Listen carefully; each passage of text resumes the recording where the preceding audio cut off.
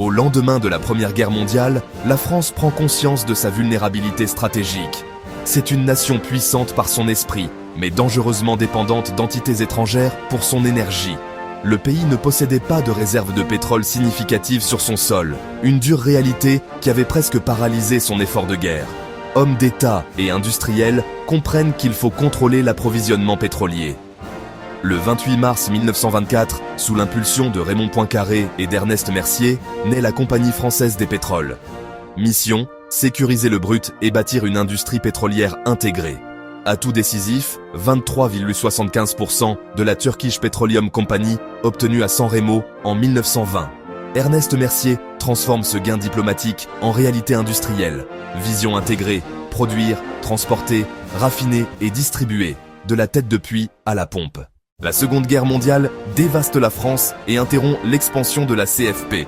Infrastructures touchées, approvisionnement perturbé, pressions immenses. Puis vient la reconstruction. La CFP soutient la renaissance industrielle.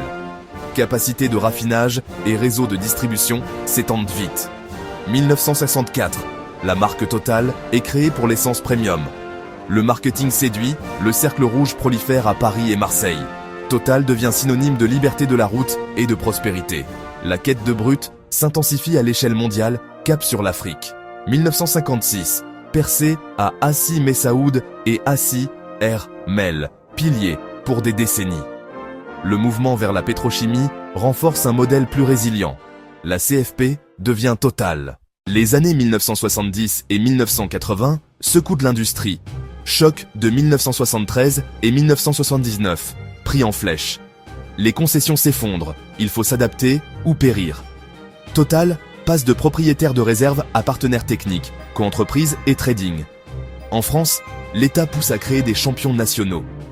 Elf, rival majeur, s'impose avec des actifs en Afrique de l'Ouest et en mer du Nord. 1999, Total lance une OPA sur Petrofina et devient Totalfina. Peu après, offre sur Elf. Bataille dramatique, fusion en 2000, Totalfina Elf. En 2003, le groupe adopte le nom Total SA, réunissant des forces complémentaires. Total rejoint la Ligue des supermajors, Shell, BP, ExxonMobil. Taille, diversité géographique et intégration pour prospérer au XXIe siècle. Issu des fusions. Total aborde le XXIe siècle avec une force mondiale nouvelle. Portefeuille diversifié, projets ambitieux sur plusieurs continents. Cap sur des environnements difficiles pour sécuriser la croissance future. Pionnière en eau profonde, l'entreprise gagne en leadership technique. Partenaire clé des méga-projets GNL au Qatar, infrastructure de rang mondial, nouveaux territoires, Russie, Yamal GNL, Kazakhstan, Kashagan. Investissement massif en R&D, sismique avancé, forage innovant, sécurité. Projets à plusieurs milliards consolidant l'avantage concurrentiel. Plus de 100 000 employés, plus de 130 pays, de l'exploration au retail. Chiffre d'affaires parmi les plus élevés du monde. Production en millions de BEPJ.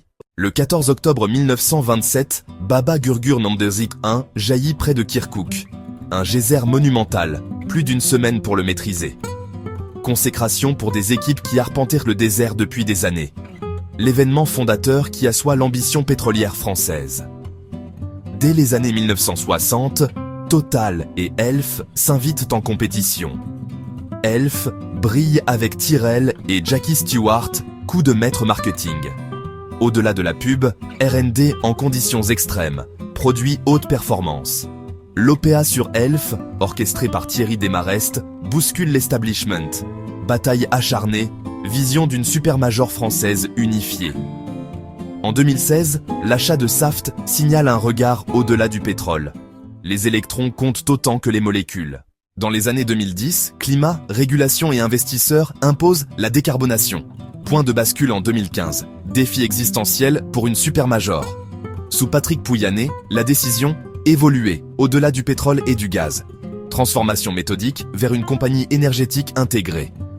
Cap sur la neutralité carbone en 2050, baisse de l'intensité du cycle de vie. Changement de nom approuvé. Total devient Total Energies. Produire et fournir pétrole, gaz naturel, renouvelable et électricité. Capex croissante en solaire, éolien terrestre et offshore. Accélération pour atteindre l'échelle des grands électriciens mondiaux. Ambition, devenir un producteur majeur d'électricité propre d'ici la fin de la décennie. Aujourd'hui, Total Energy est un géant complexe, à un moment critique. Un pied dans les hydrocarbures, l'autre dans les énergies bas carbone. Leader mondial du pétrole et surtout du GNL, carburant de transition. Les cash flows fossiles financent actionnaires et pivots renouvelables. Plus de 100 000 employés, présence dans 130 plus pays. Impact profond sur économie, communauté et écosystème. Production massive et objectif de 100 gigawatts bruts d'ici 2030. Critique, rythme jugé trop lent, risque de greenwashing. Reconversion vers l'électricité et le financement de projets viables. De la CFP à Total Energies, une saga d'adaptation. Le dernier chapitre, durable et à grande échelle, s'écrit maintenant.